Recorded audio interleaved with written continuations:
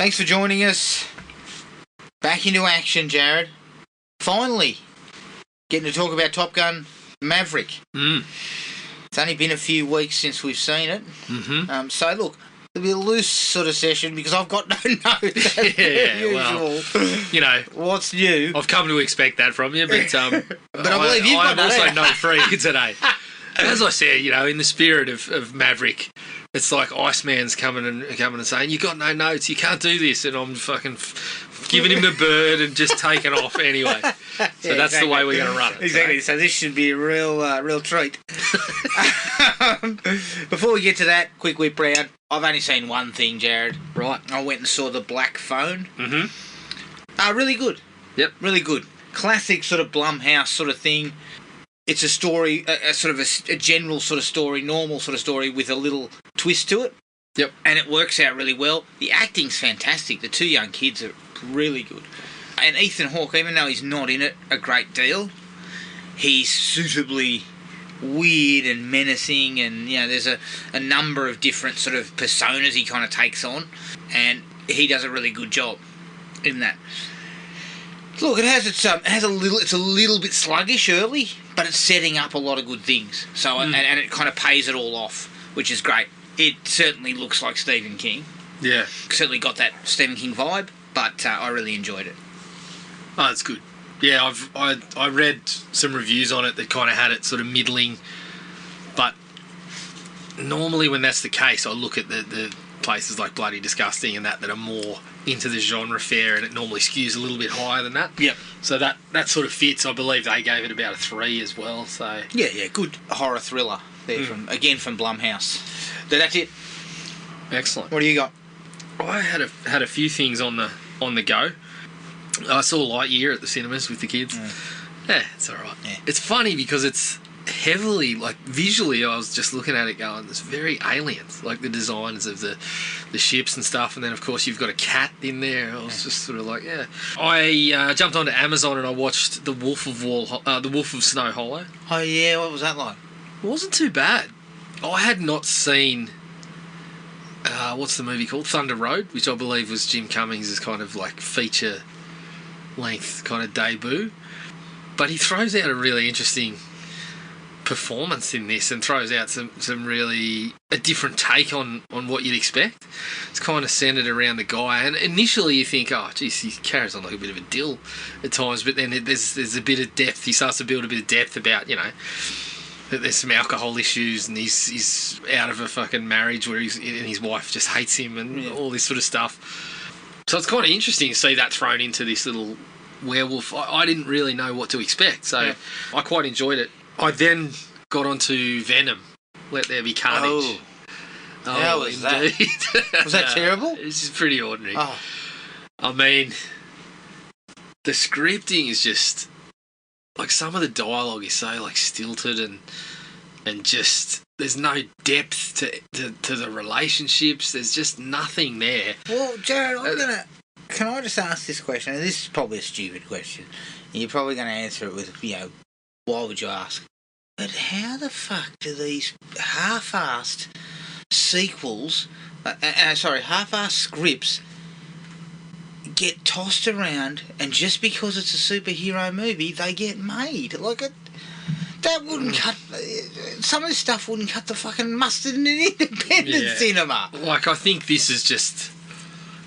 because this made Sony good money. Sony with their hands on the Spider-Man related stuff is just tossing it out to try and cash in. Well, it's... because it made good money, I think, didn't it? Yeah, it made reasonable money. I don't think it did as well as the first one, but yeah, it's a shocker. It's not very good at all. I mean, there was one... the stuff with Tom Hardy and Venom going back and forth, you just kind of laugh. It's just... and I think in the second movie, they kind of went for that because the first one... they were the bits that kind of sold. Yeah, it was kind of ridiculous, so you laughed at it. This time, it's sort of like they're aiming for ridiculous. I mean, there was one part where Venom starts saying, "Get your tiny hands off me," and all I could think of was, "Get your hands off my penis." This is democracy manifest. I was having a succulent Chinese meal. I love that place. That was probably my favourite part of the movie because it just reminded Because me it of had nothing to do with the movie. It had nothing to do with the movie. It just reminded me of one of the great YouTube videos of all time. So I see you've been practicing your judo. Here, this is a question for you.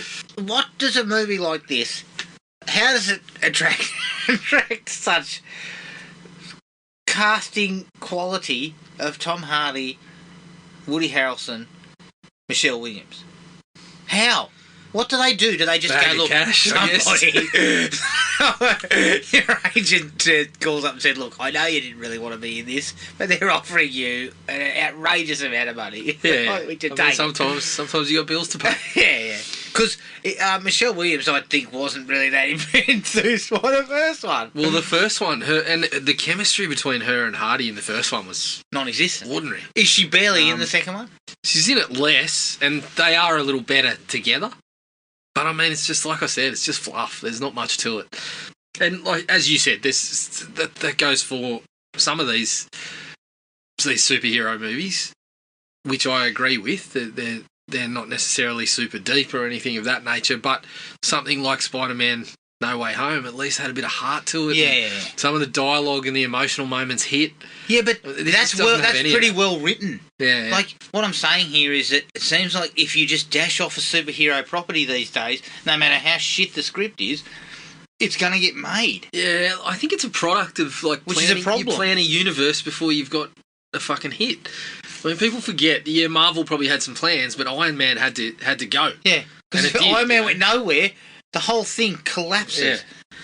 I mean, Downey Jr. was definitely DC put themselves in the corner after Man of Steel didn't do as well. They all of a sudden pivot to, oh shit, we better throw Batman and Superman together and Justice League, like, before you've got any that really hit the mark. And they only started to get back on track when they fucking just did this standalone shit, like Joker, Shazam. I quite liked Shazam, Birds of Prey, and they just, they gave someone like James Gunn a bit of free rein. You can make the Suicide Squad, which is kind of related, but doesn't really have to be, Yeah. So, I don't know. I feel like Sony's just, I don't know what they're doing. They've just got their hands on those ones that they still have the rights to. So Marvel over here, you got DC over here, and you got Sony in the middle. Yeah. And they're all carrying superhero properties. The big superhero properties. Yeah, well, Disney's purchased back a few of them, but Sony's still got the rights to the Spider-Man stuff. So they have Spider-Man. I can't remember exactly how it works, but it's like Spider-Man and characters that were originated in Spider-Man comics, I believe. So they had to cut the deal with Marvel. Marvel had to cut the deal to use Spider-Man again in the MCU. But Sony's kind of like, rather than just selling off the rights again, they're like, we'll keep it. But we'll let you do which this. Is we'll fair. take a slice, but then we'll start making these which ones is fair, though, you. because obviously it's fair. Homecoming, Far From Home and No Way Home have all been extremely big hits. No Way Home was a genuine great film. Yeah. Far From Home was average, and so was Homecoming. They weren't great films, but the last one was. The last one was genuinely a great film. It's fair, but let me toss you Sony's records since the Raimi Spider-Man movies. And I mean, you could probably throw Spider-Man 3 in with them. Oh, yeah. The 2 amazing Spider-Man films. Yeah. The 2 Venom films and Morbius. Oh, shit. So should Sony be doing this? No. Maybe they should just say... Actually, no, they shouldn't now. They should just say to... Spot on. Say to Marvel... Just cut it. Say to Marvel, you can have it all back, but we get 25% or something we continue to get a cut. We do nothing, but we still get a cut. No, you just have the right. Here's a bag of beans. And we'll give you everything else. Yeah. They're magic beans, though. Because it's Morbius and Venom that's in their good Lord. wheelhouse now. I didn't realise Morbius was even part of it. Yeah, they've got 2 more in the offing that are coming. What are they? I think Madam Web, which has got Dakota Johnson in it, and Kraven the Hunter, which is a Spider-Man villain, and I think it's the guy that played. I mean. Who? The guy who played who? The guy that played Quicksilver in the Avengers ones, not the Fox ones. Jared, I mean, where's the bottom of the barrel? This stuff sounds like the bottom of the barrel. Well, there's something like Kraven. I can go for, but I'd like to see it in a Marvel Spider-Man movie. Exactly. I don't want to see it. It just feels like these guys are digging for anything they've got. Yeah, pretty much. And then maybe this is why I've now come around to your thinking that Sony should just sell it off, because it only took 3 minutes. well, because they're just going to mine whatever they can find, no matter how it fits in. They're not going to care. They're just going to get any property that they can get to use from the Spider-Man universe, which then means you get less and less quality. You just get shit that's getting dumped out there. Whereas if you sell it off to Marvel, you keep 25%. Yeah. Just say, you guys do the work, we do fuck all, and we just collect money. That's all. Because you're going to make $1 billion. We're going to make $1 billion with Venom, but then once everyone sees Venom, the next one's going to make half that. Yeah. So, okay, I understand. So, Let There Be Carnage, no good. Anything else on your slate? No, that was it. Look, I've got a couple on the boil that I haven't really worked through. So next time we chat, I'll probably have quite the backlog. Yeah. All right. Okay. Now, you wanted to spend a quick couple of minutes talking about the Quarry, Jared. Yes. We've both got it. We've both invested a little bit of time. Haven't finished it, but have worked through. No, we've got to the point where we know what's happening and we know where we're going. Yes. Look, I'm going to be a little bit negative here. I think from a sheer perspective of visuals and emotion capture and all that, performances and everything, top notch. Top notch. You couldn't see it any better anywhere else. In fact, some of the performance capture stuff, a couple of them, you can see like with Ted Raimi, you can kind of see it's definitely not real. But people like Ariel Winter and Brenda Song, from a distance, you'd swear it was them. Yeah. And occasionally, I mean, it's difficult. You get portions where you just get that kind of the digital kind of dead face, sort of, which you give a bit of a pass because no one's really nailed that. No, yet, I don't think. But I think this is pretty good, and I think they've done quite a good job of putting together this whole. I mean, you go into it knowing it's a narrative that you're going to play portions of, and you're going to make decisions and just watch bits and pieces. I think from that perspective, it's pretty damn good. Yeah. Like, I found there was points where I was doing, it says go and visit this cabin or whatever, and you're walking around, and I just noticed little things like that the character was still out of focus while the background was in focus, and lens flares and shit like that made it look like you were actually playing through a movie. Yes. They actually put some time and some detail into that stuff. Yeah, I definitely appreciate the technical aspects, the technological aspects of it. And I really enjoy that. I mean, there's parts of it where I just feel like the problem is you're taking a story that's usually going to be told in a 90-minute film or a 2-hour film, and you're trying to punch it out in a format where if you do it in 90 minutes, people are going to go, fuck, I paid $80 for this and I got 90 minutes of game time out of it. Yeah. And you'll go back and play it a few times and things like that, but they want some length to it. So there's times where the story feels padded. Yeah, of course. But that's to be expected, and I took that with, after having played Until Dawn, knowing that, that's what's going to happen. Yeah. The hook is that even those padded parts, you're doing things that are going to impact things later on. So you're invested in, what choice am I going to make here? Even though it's only a little one, what do I do? Correct. But I'm going to say that I was thoroughly disappointed. Slight spoilers here? Are you going should we? I mean, I probably don't even have to spoil it. I was thoroughly disappointed when we kind of come to the crux of what's going on. Yeah, and it's a little familiar. And I think that the game sort of, once it pivots there is some kind of boring shit. Yeah. In there. Decisions that, I couldn't care less about. And it is slightly away from what it was. What the intention and the marketing was. And I feel like, sometimes that's great. If you get a Dusk Till Dawn, you bloody love it. But if it doesn't pan out and you kind of wish it was what it was intended, what the advertising kind of geared towards, you're like, ugh. Yeah. And so that's the bit that's disappointed me. That is a slight disappointment. I'll go with it. As far as the game itself, look, I've had fun with it. Still enjoying it. Yeah, still enjoying it. And I will. I'll finish it. I will go back. I'll probably go back and have another go at it. Yeah. just to take and deliberately take things in other directions, like deliberately make decisions that I didn't make. Yeah, I mean, I haven't killed anyone yet. I'm working my way through. I've cut someone's hand off, but I haven't killed anyone. So. I think I did. At the end of the day, I ended up killing, because you know how they have that 3 lives. It allows you to backtrack. Oh yes. I did it because I wanted to spice things up. Yeah. Like, in the end, I was just like, okay, well, let's see where this might go. Yeah. If I do this, where will it go? Yeah. Because so my first playthrough, I'm trying to keep them alive. But when I go back, I'll probably just I'll throw a couple of people under the bus just to keep things moving along. I would recommend it. Oh, of course. But it's kind of a must for people that enjoy... Certainly for horror fans and slasher aficionados and things like that. But overall, there are some disappointments that have crept in. Yeah. And it's a little bit of a nagging sort of yes. thing. I'm not enjoying it as much as I hoped. I kind of come out of it going... enjoying it, but I'm still really hanging for a straight one, this exact thing, but a slasher. Yes, exactly. That's what I want. Exactly. All right, let's take a break, Jared, and here's the trailer for 2022's Top Gun Maverick.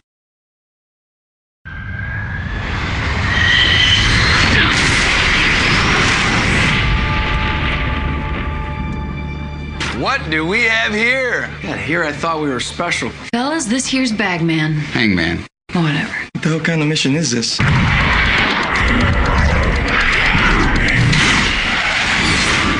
Everyone here is the best there is. Who the hell are they going to get to teach us?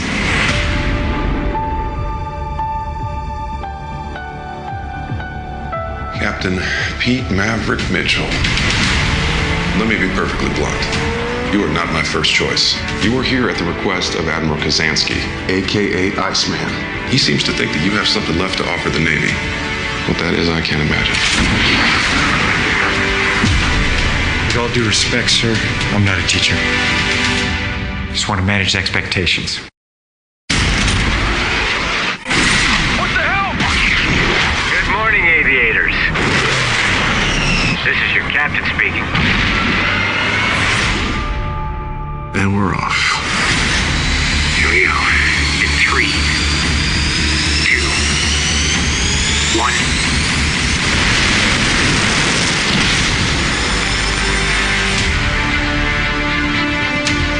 We're going into combat on a level no living pilot's ever seen. Not even him. You think up there you're dead. Believe me.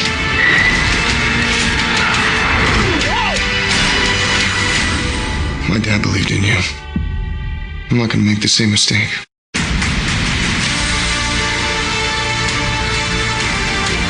Someone's not coming back from this.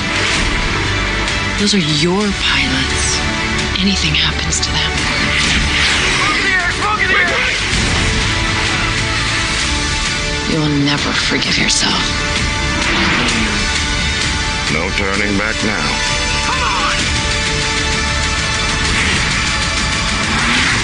Having any fun yet?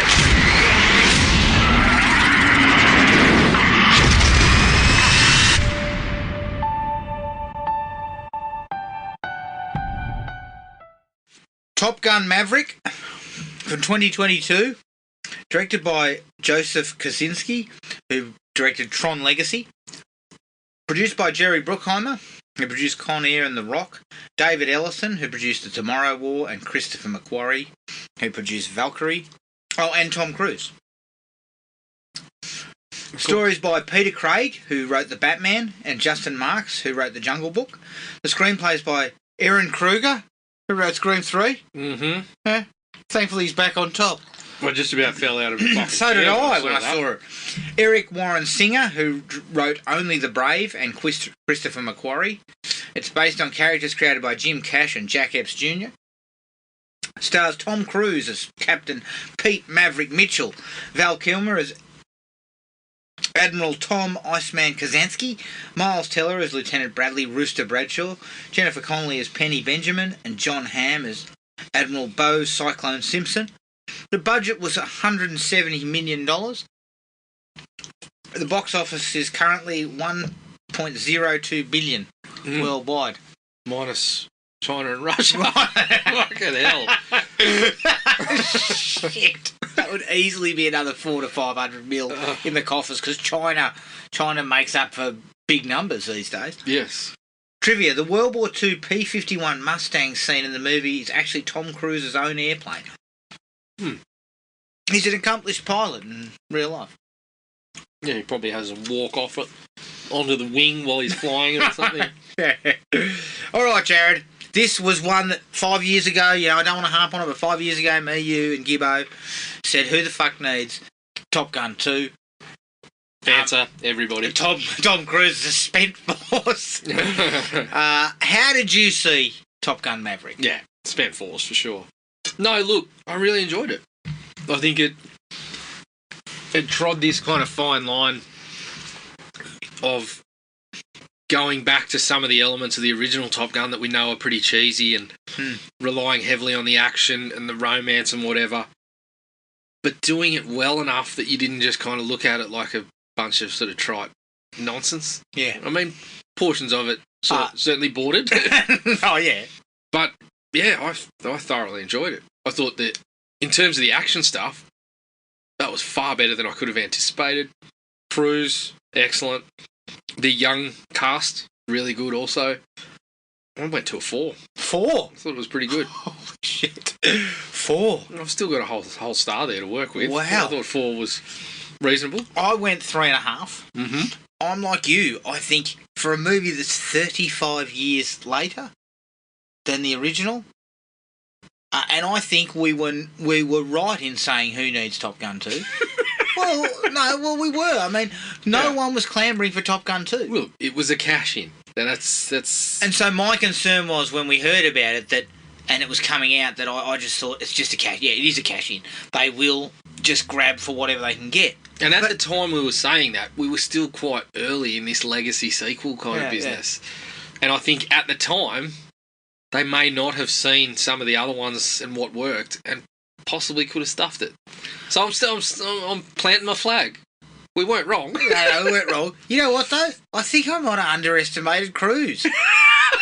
Well, I'll talk about it more in a second, but the aerial stuff is phenomenal. Like, yeah, it's really you really will not see better. I reckon it'll take a hell of a lot to beat that kind of technological effort. Well, there was points where I felt like I was fucking grabbing onto the edge of my fucking cinema seat. Yeah. Like, shit, it feels like you're in there. And the actors look genuinely uncomfortable. There's a lot of eyes rolling and pointing towards each other. Yeah, exactly. And you know what? It gives it a sense of realism. If you use CGI, you lose that. Yeah. And so, a fantastic move by the filmmakers to say, this is going to be legit. Yeah, you're going to toss everyone in there and you are all going to feel it. I tell you. Yep, you can get out of it now if you want, but this is how it's going to go. There's multiple shots in the film where guaranteed 2 seconds after they've cut someone's shot. Yeah. There's one with Miles Teller where I thought he has fucking vomited directly after that because it looked like his head was about to fucking explode. He reckoned he came out of the cockpit with some hives and when they tested him there was some jet fuel in his blood. For God's sake, what are we doing? I can believe it. I mean, fuck, I came out in a couple of hives and exactly. certain sequences. But technologically it's absolutely fantastic. Yep. They wisely go away from... They dull down the machismo of the first film. Yeah. And wisely kind of play Maverick as... Yeah, he's still king crap. Like, we still know he's king crap. And he's still pulling a bit of that shit. But we know that nobody... Like, he never sort of went further up the chain. Everybody kind of looks down on him, a lot of the big... They're kind of like, this guy, he's a great flyer, but he's just a bum. You know? They place it as, this is what he does. They take it away, as you said it, they take it out of that macho bullshit and place it as, no, he does this shit because this is... All he's got. All he's got. Yeah. Which is it's a good play. It's a good place to start from. It's a good play, and it's a good way to use the older version of Maverick. Yes. Performances are excellent, I would say. Pretty deep cast too. A couple of smaller roles filled by very solid actors.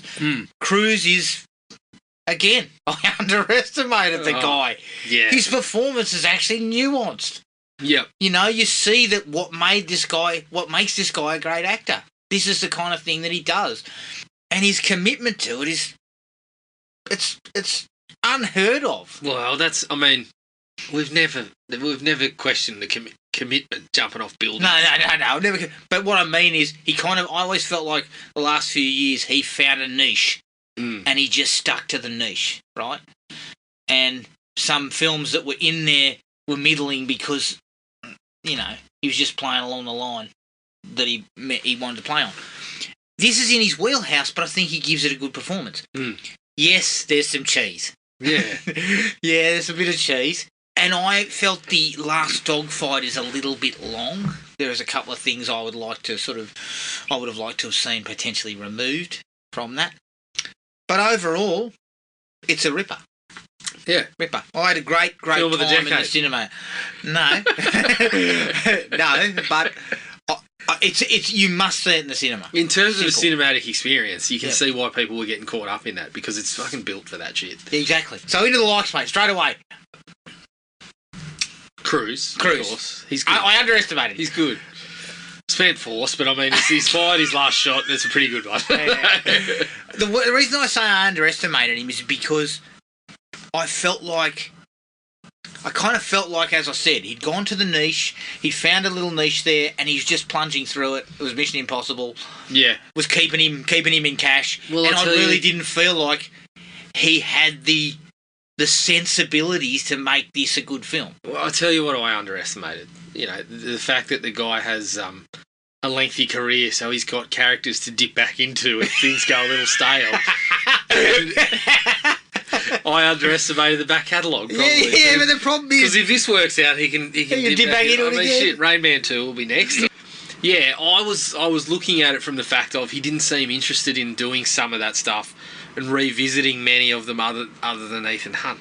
So, well, my concern was he would take the route that Pete Maverick Mitchell is still the absolute king of everything. Yeah. But he didn't. He took it in the opposite direction, the writing, and Cruise is heavily involved in this. Yeah. He went in the opposite direction. Yeah. And made Maverick not a loser, but just nothing to write home about, you know? Like, yeah, he is good at what he does, but everything else in his life is just a shit fight. Yeah, he was just king a shit shit show. in this one thing. Yeah. But he couldn't live a normal existence because he was a bit of a ball bag. Yeah. So I really appreciated that. And he gives a nuanced performance to it. Yeah, he's pretty good. The rest of the cast, very happy with. I got one guy that it's not the performance, but it's the character. I'll get to him. But talk about ball bags. He was right up there. I thought bringing in Jennifer Connelly was a fantastic move. Yes. Because their chemistry is excellent. Yeah. It's light, but it's a light touch, but it's really well done. Yeah. Miles Teller, too.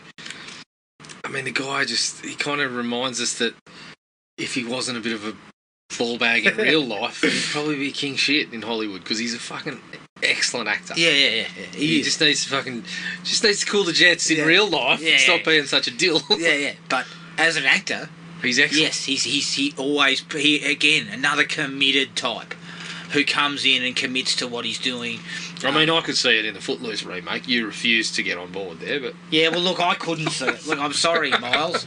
Maybe I missed the nuances of that performance. But he's very good. I like the fact that you've got John Hamm in a smallish role, but it's a crucial role. Ed Harris crops up. Yes. Briefly. You know, telling Maverick where it's at. I mean, getting the few hairs left on his head a little bit out of place. Blown off. But also the way he tells Maverick, and that's, again, casting is key. because a guy like Ed Harris has the gravitas to tell Maverick, you are a dinosaur. And the thing I love about the Ed Harris casting is you always think of him next to the guy that was in the original, the principal from Back to the Future. Yeah. Every time you see him, you kind of see Ed Harris. Yeah. So to actually bring Ed Harris into the mix... I liked it. It was excellent. Because he delivers essentially that speech for this movie. Yes. The whole, your mouse right and checks your buddy can't cash. Yeah. That's all great stuff. But I appreciate the casting across the board. I think it's really, really well done. Agreed. Okay, what else have we got here, mate? I thought they handled the young crew of flyers really well. Yep. They retained the kind of spirit of the original. But, Maverick was in amongst them last time. Now he was this kind of time on the outside. You get a little bit of it, and then they throw him into the mix, and he's kind of looking at it going, I've made all your mistakes. Yep. The comparison that I draw, and you'll probably laugh at this, Cars 3.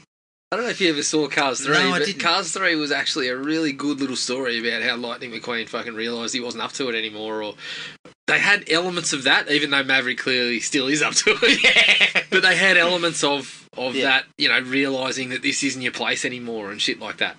Yeah. And it wasn't done in the jokey manner of how old he was. No. There's a couple of minor jokes about calling him Grandpa. Yeah, there's a little bit of that. That's about it. And, the thing about Cruise is he doesn't look that old, so it's always a bit harder to put that out there. Yeah. But I like the fact they didn't. It was more about, you don't fit here. You just don't fit in this environment. Well, the youth aspect is obviously, that's not there anymore. Yeah. So this youthful kind of exuberance or whatever, he doesn't really have that anymore. But he still kind of stayed in this place. And so all of, as you said, all these contemporaries were up the chain and, in the lifestyle of, they're directing teams and shit like that. And he doesn't want to. Yeah. And they, although they never quite dig too deep into that, why he didn't want to, they kind of just showcased that he just never moved on. Past being a flyer, that was it. They showed that he just never moved on, and he didn't really have anything to move on to, even though he was kind of looking for it in some aspects. And I really like the callback to Iceman, and the fact that Iceman had basically kept Maverick in the Navy. I think that was one of the best parts of the writing, was that, you initially, immediately, when you see what he's doing at the start, you're like, why would he still be here? Yeah. Like, no one would keep him around if he's pulling this sort of shit and whatever. And then you get the, you're only here because he's Admiral of the fleet, so he tells everyone else where it's at. Yeah, everyone else is getting told. And Maverick, what I loved about that too is, it's a tiny little thing, but it once again creates the bridge between the first movie, that those two were enemies for most of the first film. Yeah. But they somehow... And I love the texts. Yes. He sends a couple of texts from Iceman and gets a couple back. I really like that. A short little sequence that showcases that they're close. Yeah. They're friends still. And I really appreciated that. I thought that was really cool. And I love John Hamm's comment about, Admiral Kazansky seems to think you have something to offer. And then he says, I don't know what that is. Yeah. I thought that was cool. Like, once again, it was just showcasing that Maverick is not the man. You were the man 30 years ago. Yeah. Now, you are just a bloke who tests pilots fucking... Yeah. And it's believable, because we're so far removed from the original Top Gun that you could imagine all of these guys that are involved don't know shit about you. There's a handful that were around, like, I can't remember his name, but the other Admiral, he's kind of sitting there like, no, this guy was something great. He's kind of given him a little bit of leeway that John Hamm's not, because John Hamm wasn't around. He didn't see, Maverick and Iceman and all that sort of shit. So I think they play that really well too. That it's so believable, because it's a fucking long time ago. Yeah. I did like the fact that they kind of called back to Goose. Yep. With Rooster coming into the bar. Yep. The less. I'll have more to say about Miles Teller's mustache. Fantastic. Dislikes. It's great. But he does look a bit like Anthony Edwards. He does. When he comes in. Yep. And then they do the whole thing on the piano. Mm-hmm. And Maverick's watching from the outside. That was what I loved. Yeah. In the original film, he's singing along and getting into it. But in this one, he's outside. Because he's been thrown out because of that whole actually been picked up and tossed out. Yeah. And he's kind of looking at it. I thought the symbolism there was really nice. And he's looking in as if, like, I wish I was part of it. Almost. Or potentially, like, as you said, a little bit of I wish, there's a little bit of regret. Yeah. Because it's Goose, essentially. Yeah, and the whole relationship between him and Rooster. Mm. And I like that. It was pretty standard. Yep. That Maverick has held him back. Yep. But I actually thought the good thing about it wasn't that you killed my father. Yeah. Because that's what it could have been. I think the dialogue and stuff was pretty sharp around that. Aaron sort of Kruger, stuff. mate. He always does. He dominates with this sort of Fucking hell. I think last time we were talking about him, I believe we said he'd given us more nightmares than Freddy Krueger. You said Scream 3 and Transformers. Oh, what a resume. That's how you put it. Yeah, well, he's got a banger on there now. Yeah, he has. Because Reindeer Games was on it too, wasn't it? I forgot about that. Oh, God, he's lucky to be still working. Surprised he got a job on this. He's obviously a great bloke because people seem to like him and keep giving him jobs. But you're right. They have that sort of... It's kind of simmering kind of stuff. It's not boiling over. Yeah. But, Rooster continues to kind of front him about it. Yes. And say that, you have no right to do that. Yep. And, Maverick's response is, if you think up there, you die. What about when Rooster takes on multiple rounds of 200 push-ups? Oh, yeah. Fucking hell. I'd need to segment them. I'd say, it'd be like the push-up challenge. Can it be done at 20 at a time? Can I knock out 30 now and I'll get back to you tomorrow? Look, my chest hurts. I just vomited in the plane. 200 push-ups is unachievable. Look, I've got jet fuel in my veins at the moment. I don't think that's possible. By the way, I've popped a tit. No, can't do it. Yeah, I can't do it, mate. Look, I'll tell you what, I'll do it later. Look, I'll send you through some texts when I've banked a few. Couple of instalments. I'll knock out 30 and I'll let you know. Yeah. 30? I'll knock out 15. I'm not knocking out 30. Yeah, sorry, I forgot. I just got out of the cockpit. Exactly. I've still got vomit on my bib. Yeah. I really like that sequence too. Firstly, where he's talking to the two admirals about teaching them, and he's like, I think John Hamm says something about, we're not taking you on just because you came first in the Top Gun, in your class. And he's like, well, actually, I came in second. And then he says, just to manage some expectations, and he laughs kind of. He gives the grin, and then he just goes, yeah. No one's taking this. But then I really love that opening couple of classes he runs. Firstly, the book. It's all written in this book. Yeah. And he just dumps it in the thing. I mean, cliche. Cliche, but exactly what you would expect from Maverick. But it's got impact because what they're doing is highly technical. And so when he brings out this brick of a manual, you're like, yeah, that's probably pretty close to what they do have to do. Yeah. And then he just kind of dumps it in the bin. Then he takes them up in the air for dogfight work. Yeah. And he just treats them like shit. Yeah, that scene was... He's just flying around going, kill. Yeah. Yeah, that scene was great. Yeah, I really like that. And it showcases, again, Maverick still can do it. Like, his flying skills are still top class. Yeah. And, again, it doesn't beat you over the head. No. That he's the greatest, but it is a little cheesy how they go. They're all talking trash about him, and then he just treats them like, which you could see coming a mile away. But that's the thing, this is what I appreciate about these. Some of this stuff's got to be there. Yep. In a way. But if it's well handled, and the scene was fucking exciting. I think a lot of it was to do with the stuff in the air looked great. Yeah. But they brought in a little bit of that tension with Rooster. They brought in, this is why he's called Hangman and all this sort of shit. Yeah. Like, I think it was pretty well done. Yeah. And you added that little extra thing about Rooster being kind of not able to kind of seize the moment type of thing. Yes. So, Maverick's job is to try and get past the issues they have and teach him to seize the moment up there. And I thought it was really, really well done. Mm. All the stuff with Jennifer Connelly. It just...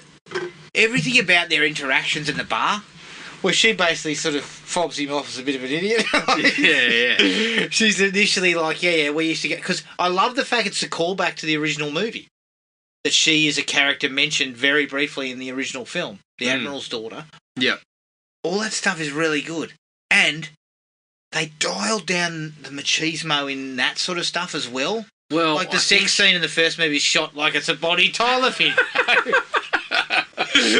Or Russell Mulcahy's involved. Russell's offset kind of directing how we should More use smoke. More smoke. Yeah. And they do it really surreptitiously, where, they kind of build that relationship to the point where, they're going to end up in bed together. Mm. And then she just walks into her house and leaves the door open. Yeah. Now, Jared, I'm missing that totally. Yeah. Like, she leaves the door open, I'm driving off. You're going to catch a draft. You better close that. I'll see you tomorrow. No, what I'm doing is a Costanza. I'm driving off, then about 10 minutes later, she wanted to have sex with me. Oh, man. Yeah, it's going over my head. Yeah, or do you need your door closed? Just left Do you want it me open. to get that for you? You'll get cold if I don't close it. Yeah, but you know what I mean?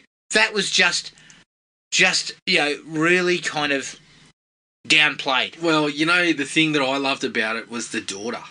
Yeah. I felt like her inclusion kind of showed what he was missing. It was kind of the family, the obviously the connection with Jennifer Connelly's character and the love angle of it, but it was kind of just somewhere to belong and somewhere else to belong other than fucking pinching planes and shit.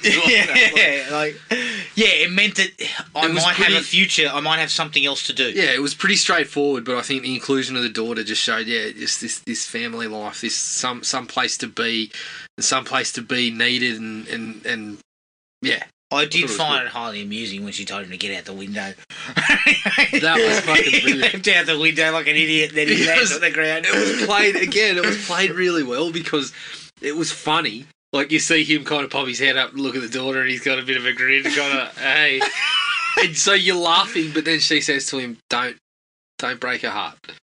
And you're like, okay, they managed to get the giggle out of it, but then they hit you with a little bit of something, and you're like, yeah, okay. Yeah, really, really well. The emotions are being pulled in directions.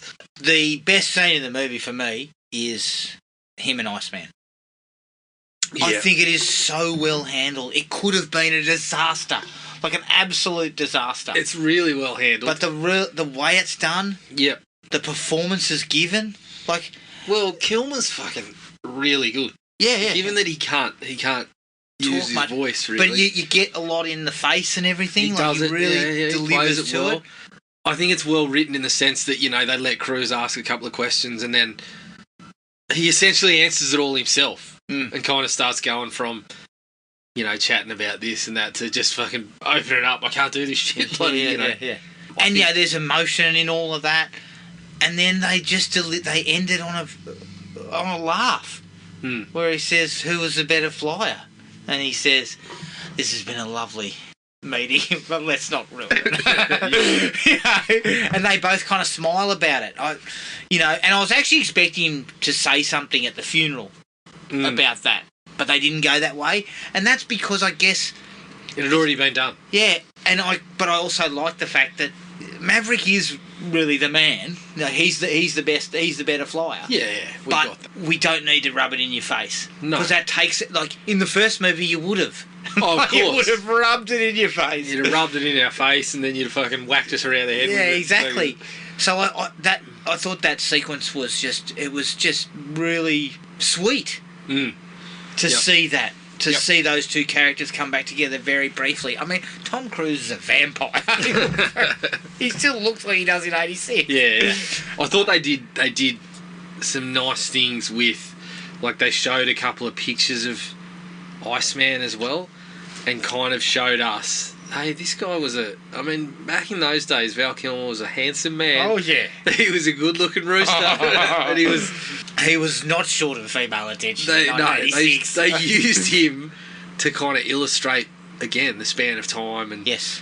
And you get that shot of him as the Admiral, like on the wall. Yeah, behind. And it was super, like, the emotions were heightened by the fact that you understand that there's an element of reality to that. That is Val Kilmer now. Like he's suffered some shit. And I love the fact that they didn't shy away from that. Yeah. But that's where we're at. Yeah. We could have CGI'd something. We could have done anything. I think it was just the voice, right? They did a little bit of work on the voice because he obviously can't speak very well. He has to use that. Yeah. But I didn't think it was too bad in the sense of he only spoke a couple of times. Like they didn't overdo it. Well, he only very briefly spoke, but it was kind of they took the whole sort of art imitating life approach in that they took elements of shit that has happened to Val Kilmer and rolled it into then they give us a gut punch with his death, which once again was kind of integrated into it. Was sort of expected after they had that scene together. You kind of you felt like, well, Iceman's sort of usefulness to the movie is done. Yes.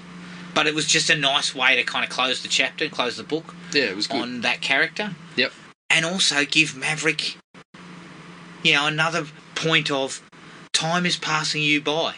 Yeah. These people are dying. You've just lost the bloke that you were in flight school with. He's now gone. Yep.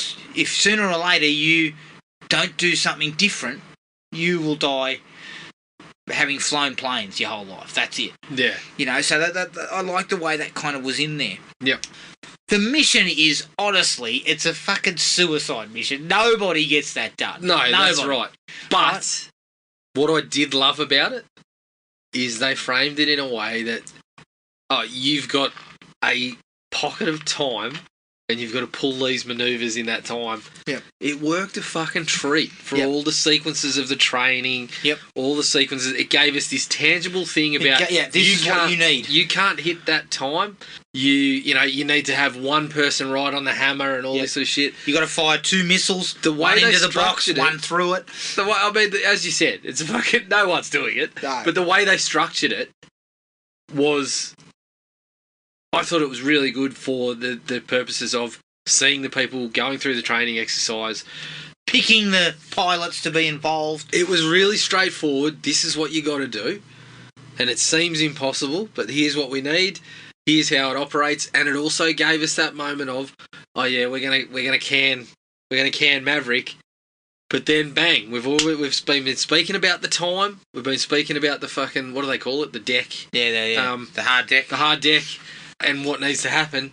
So when he just fucking pinches the plate again and does it in 2 minutes or whatever, you've been conditioned to see, this is the time that it needs to be done. And so when they pull that out, that sequence is, again, it's awesome because you're like, he's been giving him this time to do it. None of them been able to do it, and then here we go. We're watching the clock. We're cutting back to cruise. It was fucking good. It was really good. Ham's going, we'll do it in 4 minutes. Yeah. Get your hand off it. Your whole team's getting wiped out. Yeah, exactly. But I also like the fact that Ham does a double take at the end. Yeah. And says, I can't believe I'm going to say this, but you're going to be you're our lead. Yep. And I liked a lot of that because, again, what other choice did Ham have? No one else come close. No, you bozos can't do it. They scrolled down, fucking smashed it in 2 minutes 15. I think it works a treat in the finale too. Yeah. When we actually see it all come together, and we hang out the whole Rooster. You need to speed up. You need to get yourself together. I have questions about what sort of nameless group of bad guys are putting all their kind of anti-aircraft weapons along this little valley. Like, you look at it and you're like, there's things about this that I have questions about. Yeah, exactly. But if you kind of just put them aside, the whole thing of you've got to run through this little valley, you got to do it at this height, you got to do it at this speed, and you got to pop out the end and do the little manoeuvre. it was kind of perfect for the training and the. But I also, just backtracking slightly, I actually think when they talk on the deck before they're about to do it, Rooster and Maverick, Yeah. and they look at each other, they don't say a lot, and then Maverick says, "We'll talk about it when we get back." Yeah. And you kind of, for a second, think Maverick's going to die. Isn't Yeah. he? Well, I thought to myself, Maverick is going he to might not die. Come back.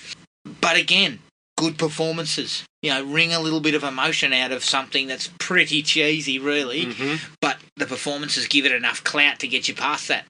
I also really like the fact that Maverick is shot down. Yep. And Rooster comes back for him.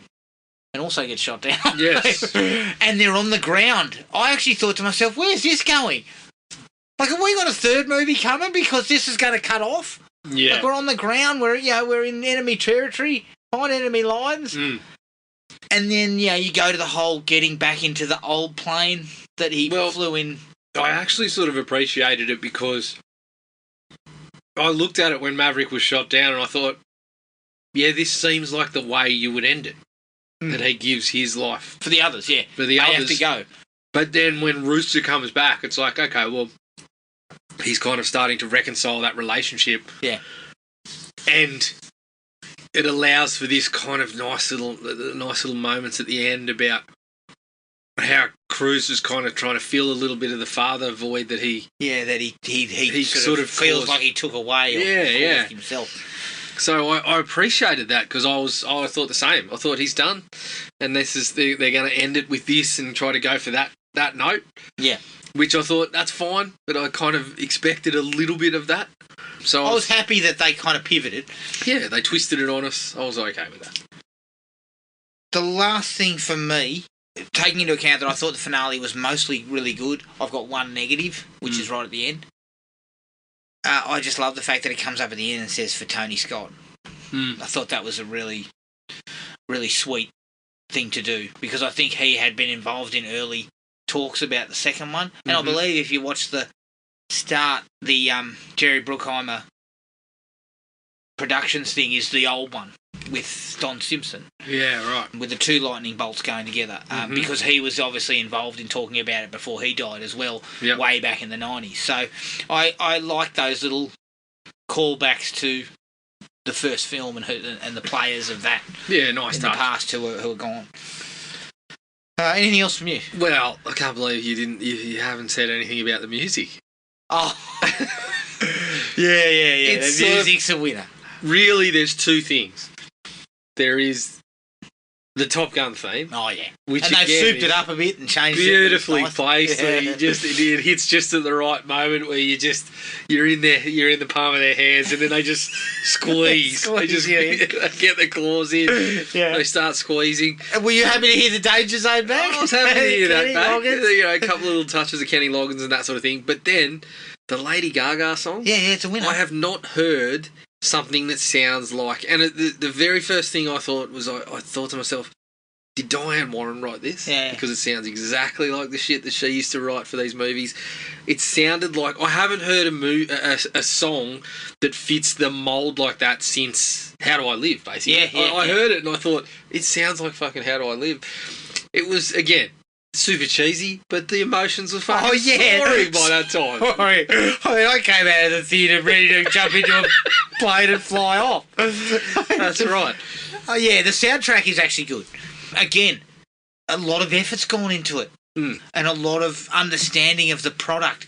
I think this is the reason why it's so good as a sort of a legacy sequel. Yeah, and there's points of this where it could come off as if you just toss Danger Zone in there willy-nilly, it's sort of like, well, this is just a cash grab, you get all cynical about it.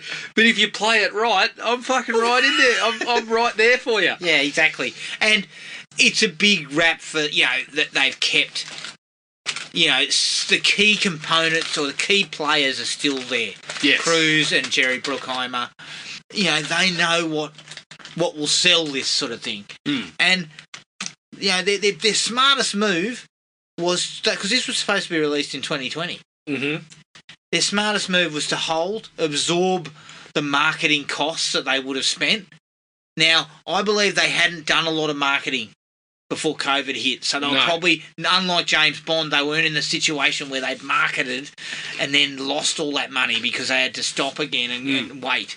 And you So- didn't have, Army Hammer sitting in the cockpit or anything like that to worry about. God, fucking, can we erase that idiot, please? And Kenneth Branagh's going, in the corner. Jesus, you did what? I think I Jesus can just imagine Kenneth Branagh sitting in the cinema watching Maverick, and then there's just points where he'd be sitting there going, "Fuck you!" No, when Kenneth Branagh's sitting there, he's loving it. He's just done a rough cut of Death on the Nile. He's looking at it, he's loving it. Then Twitter pops up. And Russell Brand's talking about anti-vaxxing. So He's just someone like, gets to the "Oh, studio, Jesus gets on the blower, Christ." and look, Army's had a bit It's of a... going straight to Disney. Army's had a slight issue. Slight issue? Cannibal, what? Fucking hell. All right, put it on Disney streaming. I've got other things to make. Okay, Jared, dislikes. Let's talk here. Hangman, he's too much.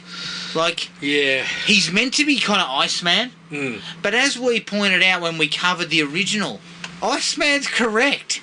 Like, Iceman is telling the truth. Maverick's an idiot. Yeah, well, the Iceman... The parallel's supposed to be like that Iceman was out for number one and all that sort of shit, but I believe, if you look at it, it was actually Maverick that was fucking hanging people out to dry. Yeah. But I kind of, you see why he's there. Yeah, he's there to sort of, he's there to rankle Rooster's feathers and, see what I did with that. Yeah. Excellent. I mean, when Subtle as a sledgehammer, you reckon? you could be, I'd be mistaken for thinking you didn't have notes after that, dropping something like that. But That was perfectly, incredibly crafted, Jared. you've been thinking about that since you walked out of the cinema, haven't you? But he's there to sort of get in Rooster's face. Yeah. And he's also there to sort of be that cocksure pilot that they then kind of clip his wings a bit at the end. And you can see, like, it's... But then it's they pretty... kind of give him a redemption arc, which I thought was kind of like, there's no point. Because he's in it for... Because they're kind of minimised a little bit, we see the parallels, but we don't get to see any of the build-up to that turn. Yes. We don't get to see him developing as part of the team and stuff like that. Yeah, and he feels like he's out for himself, which is fine because that's the kind of that's the prototypical. I mean, Maverick's taking you under his wing, saying, "Yeah, fucking oath, that's the way you do it. You just get in there and you do it your way." Mate, you tell that guy he sucks. Yeah. You tell everyone else on the course that they suck. But That's how I guess you get to the end and he gets left off the team, and he's kind of just okay with it. You don't really get any build up to that. Yeah, there's no point where him and Rooster kind of bury the hatchet. There's no point where it looks at all like that's going to be the case. Yeah. It still feels like Hangman, because I remember when he's about to give his team, put together his team. Yeah. He's about to say who his wingman's going to be, and Hangman's there, getting ready. Yeah. And yet, it feels like he then does an about face and goes, "Oh yeah, no, it's all for the team." Yeah. Whereas I've got to say this, though, Jared. Surely Hangman's on the team. Oh, He might not be the wingman. He's the best flyer there, apart from Maverick. Well, so it appears like he's a better flyer than Rooster. Yeah. So he's closer to getting it done than Rooster. So, but even if you're going to put Rooster as the wingman, Hangman's still in your group. Fucking oath, he's one of the flyers up there. Well, he picked Rooster, who had shown that he couldn't keep up the pace or whatever. He picked the other two to crash. To crash the plane. I think he also picked Rooster because the prick wakes up early and goes, "It'll do every morning." You're really hitting all the marks now, aren't you? I'm surprised you haven't said, Rooster laid a rotten egg on that run. It's a Rooster's lay eggs. Roosters don't lay eggs. I know.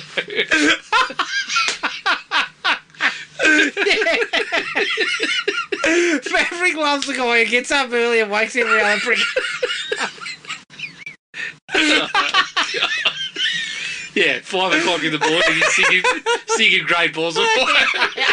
Yeah, he's in the bar going, Penny Benjamin comes out, you bastard, get out of here. But yeah. I mean, honestly, I've been thinking about that since I did see it. It was about 4 weeks ago. So, hey, you know, and you know what? These sorts of gags mature with age. Yeah, do they? It doesn't seem like it. I'd say that's going to age like a fucking bottle of milk, mate. Out in the sun. Oh, stop. But yeah, his kind of redemptive arc comes with no real effort. Well, it's not an arc. It looks like it's a straight line, and then it just hits a point. I just goes like this. Straight up. What fucking arc? Yeah. His redemptive straight line. So, and on top of that, it's a right angle. And quite frankly, he's a dickhead. His character's a real dickhead. And I know people would say, well, so was Iceman. But the problem that Top Gun had was you kind of needed to create that tension between him and Maverick for the death of Goose and all that sort of stuff. Then Iceman basically tells him you're a menace, which he was. Yeah. but I mean, he still is. He's still fucking stealing planes. I think but he's not the villain in this one. In the course of the movie, he steals two from the Navy without approval. And then he destroys them both, doesn't he? Destroys one of them at least. He destroys that super plane, doesn't he? No, he brings that back. He brings it back down, but it's probably fucking Cactus. He pushed it too far. Well, he comes into a diner in the middle of nowhere. Yeah, that's right. Because he doesn't eject. He crashed that. That's multi-millions, Maverick. That diner was pretty fucking funny. Yeah. Just walking in like... He can't even talk. I mean, he resembled me after a couple of nights on the... Yeah. Oh, no, he remembers me after 6 beers. Dry throat. Yeah. Where am I? You're still at home, mate. Yeah, let me tell you something, mate, too. Because those young pilots are doing plenty of drinking. Rooster I would shoot Rooster. Although, what am I saying? I'd be up at 4. Yeah, waiting for him. So that didn't work. I felt there was no real need for and I know it's the touchstone of the first film, but we did not need a shirtless game of footy. Well, to me... I mean, producer T. Cruz says, hang on, I'm 60, have a look at this. We do need a shirtless game of footy. Yeah. And look, there was a couple of ripping units out there. Well, that was, it was one of the cheesier moments. It's like, we're going to do this again. But of course, Johnny Hand comes down and says, what the fuck's going on here? And at least there was a reason for doing it. It was the... Here's your team. We're forming your team. Yeah. And I'm still sitting there going, well, fucking Hangman hates everyone. Yeah. Rooster Rooster's still dirty at you. Yeah. Rooster's still got too much jet fuel in his veins. He doesn't know what's going on. But, no... I did like the fact that he sort of said it's a game of football both ways. Yeah. It was supposedly a teaching tool. Yeah. I don't know why you need to get your kegs on. I still want the rules explained to me there. Yeah, I do want the rules explained. I don't need to take my shirt off. And secondly, why am I in jeans? Because isn't he in jean shorts? Some loose shorts is where I'm at. Yeah, I'm happy to throw on a pair of skinnies if you need it. Mate, in that weather, it looked pretty warm. I'm in a pair of the old footy shorts that are barely about 2 inches long. I'm in a banana hammock. Definitely a hammock. In that situation, my footy shorts, if you pull the ruler out, they probably qualify as a Speedo. But I'm not in jeans, that's for sure. And I've also got like zinc all over my nose, sort of crap. But it's just it was a cheesier moment, and it probably wasn't necessary. If I'm honest. I mean, okay, look, I need zinc. Tom, I know you're 60 years old, and you look better than most 20-year-olds. Yeah, but we don't need that. And in fact, look. I'm okay with it. No, I'm not saying I'm looking at the bloke going, holy shit, he's still doing all right. He's still working. But I think it showed off more of the kind of the arrogant Maverick that we didn't need. Yeah, there was a little. It kind of showed. Yeah, there was a little bit of that left, but again, that he's kind of. He doesn't play for long. He goes and sits down. Yeah, there's a bit of purpose. Well, he's 60, so he's sitting down getting that. Maybe if it was me, they'd have showed. They've cut a couple of sequences out when he's on the foam roller and the fucking air gun. Yeah, exactly. They come down. Hang on. I'm gonna lay down and roll on this. Would you like a drink? Yeah, protein. It'd be good. No, I need a lot of electrolytes. Get the entire fucking bucket of Gatorade. Keep it close. And don't move. I cannot move off the horizontal. I can only go straight. I need a straw because I can't lean over to reach it. I'm saying to my quarterback, I catch and I run straight. I cannot go either side. I can't go laterally, mate, or I'm fucked. I'm not running routes. I'm going. Yeah, my route is straight. There's no jink. There's no goose step. I've got nothing. No rooster step. No. I don't care if the bloke's foam rolling. You know, look, just one more positive for the bloke. He's 60 years old.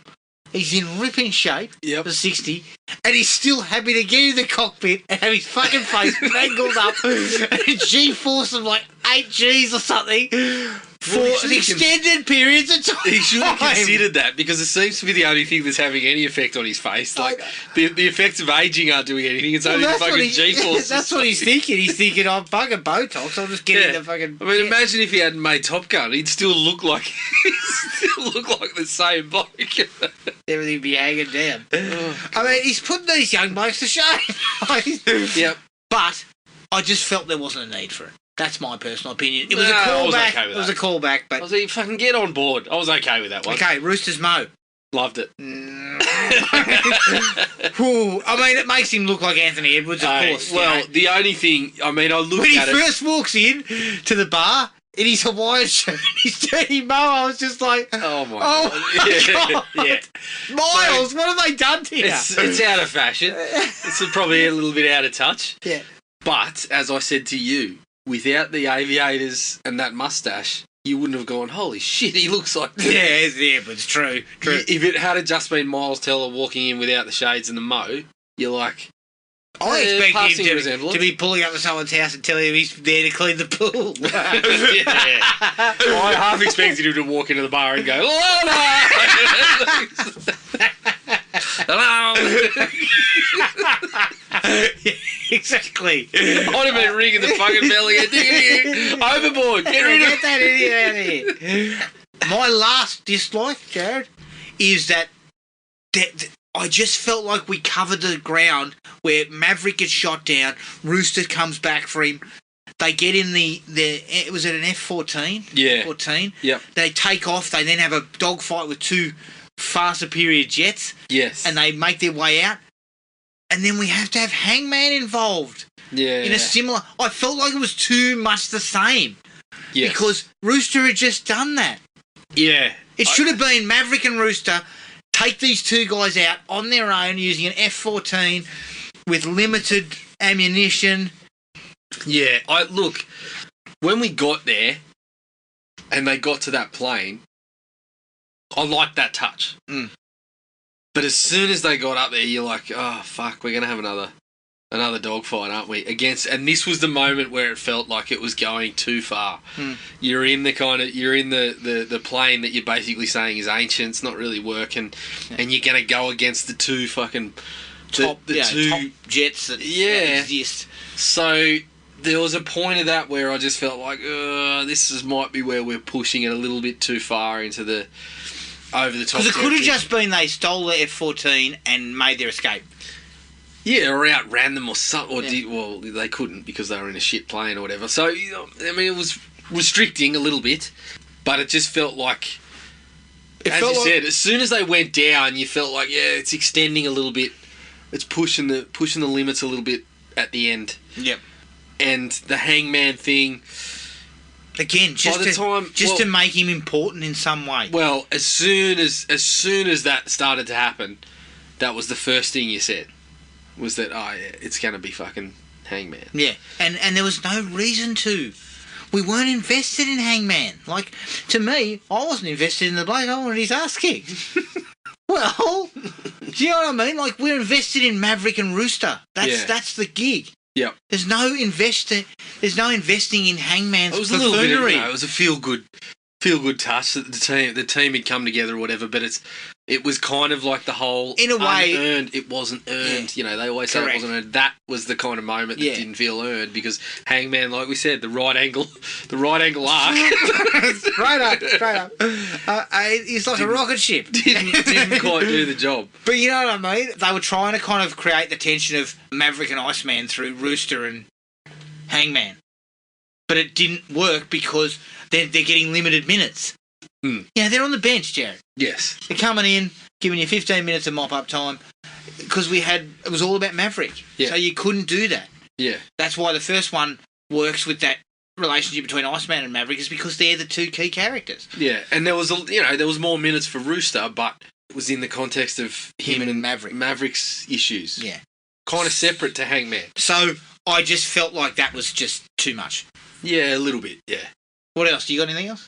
No, it was pretty much the same sort of things. I was going to sort of talk about Hangman and what was there and what wasn't. Look, there was a few of the cheesier moments, as I said, the kind of, although I loved it from the perspective of how we go through the training sequences and how it laid out, we've got these tangible things that show us how much better Maverick is.